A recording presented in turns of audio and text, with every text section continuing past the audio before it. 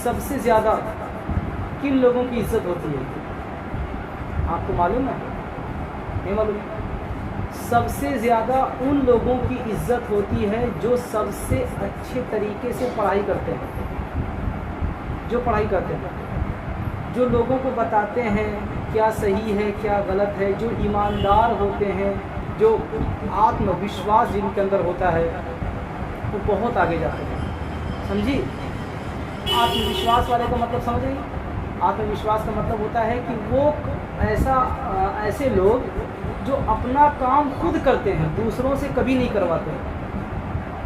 समझ रहे? जो डिपेंडेंट नहीं होते, जो दूसरों पर भरोसा नहीं करते, खुद पर भरोसा करते हैं और अपना काम खुद करते हैं, वो लोग बहुत आगे जाते हैं। इसीलिए स्कूल में जो बेंच होता है, बेंच होता है ना, तो बेंच पे सबसे आगे बेंच पे जो बैठता है, सबसे आगे वाले बेंच पे जो बैठता है, उसको पढ़ने की क्या होती है? चाहत होती है।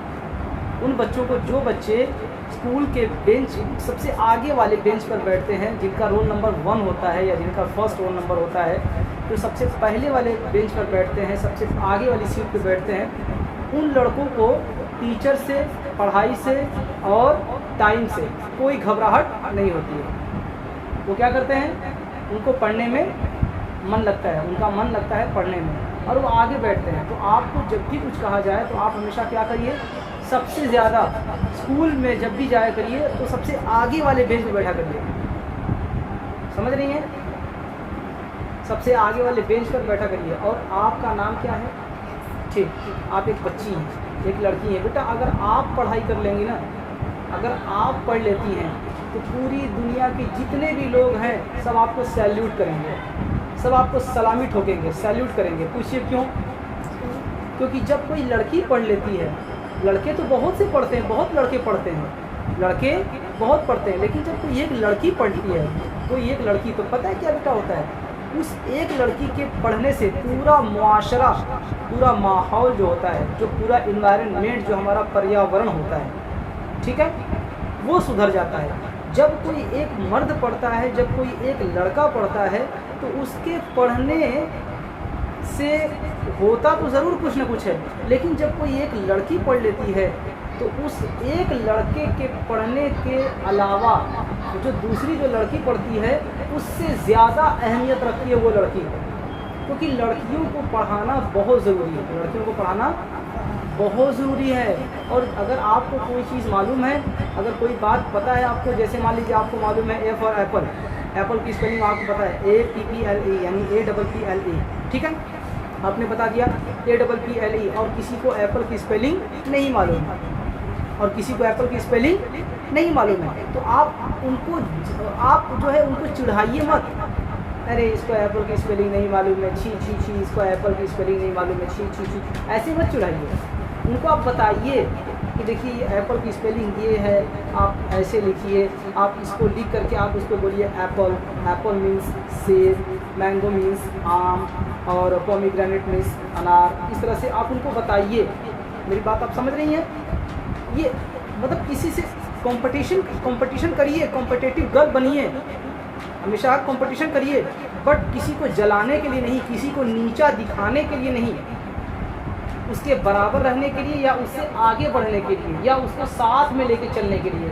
अब ये नहीं कि हम आगे बढ़ गए और उसको पीछे छोड़ दिए, और बेचारा जो है कि हम जो है गड्ढे से बाहर निकल रहे हैं, गड्ढे से बाहर हम निकल रहे हैं, वो लड़का गड्ढे के अंदर गिर रहा है, तो उसको छोड़ दिए, जाओ मरो तुम, हटो, हम तो निकल गए। नहीं, ऐसा नहीं, उसका भी हाथ पकड़ना है, और पकड़ करके अपनी जान तो बचानी ही है, बाद में उसकी भी जान बचानी है। मेरी बात समझ में आ रही कुछ? उसकी भी जान बचानी है। अपने तो पास होना है, स्कूल में अपने भी पास होना है, अपने भी अच्छे मार्क्स लाना है, लेकिन दूसरे बच्चों, जो आपकी जो फ्रेंड्स हैं, जो सहेलियां हैं, या जो दोस्त हैं, या जो फ्रेंड्स हैं, या कोई भी अहबाब हैं, उनको भी आप अपने साथ पास कराइए। ये नहीं कि आप पास हो गई तो आप तो खुश हो गई, अरे मैं तो पास हो गई, अरे बेटा मेरा बेटा पास हो गया, मेरी बेटी पास हो गई, मुँह मीठा करो, मुँह मीठा कराएंगे, इस तरह से कराएंगे। और बेचारे जो फेल हुआ है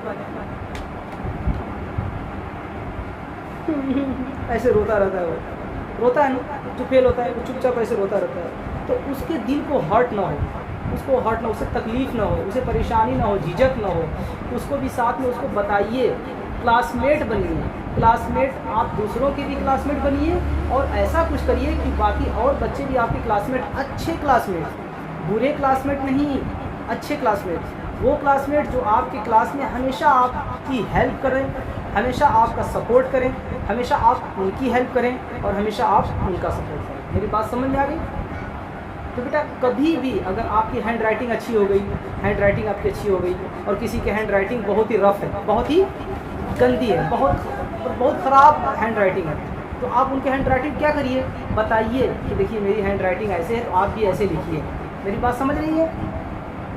तो इस तरह से कोशिश करिए, ठीक है बेटा, बहुत ज़रूरी है। और एक काम और कर लीजिए, सुन लीजिए मेरी बात, सुनिए। कोई भी पढ़ाई हो, चाहे आप अरबी पढ़िए, चाहे आप उर्दू पढ़िए या फ़ारसी पढ़िए, बंगाली पढ़िए या संस्कृत पढ़िए, बंगला पढ़िए, संस्कृत पढ़िए, कोई भी भाषा पढ़िए, यहाँ तक कि इंग्लिश पढ़िए, यहाँ तक कि हिंदी भी पढ़िए, कोई भी ज़बान, किसी भी लैंग्वेज को अगर आप पढ़ना चाहती हैं, कोई भी सब्जेक्ट, या आप जीके पढ़िए, मॉरल साइंस पढ़िए, सोशल स्टडीज़ पढ़िए या कोई भी सब्जेक्ट्स आप पढ़िए, तो सबसे पहले बिस्मिल्लाहिर्रहमानिर्रहीम कह के पढ़िए। मेरी बात समझ रही हैं?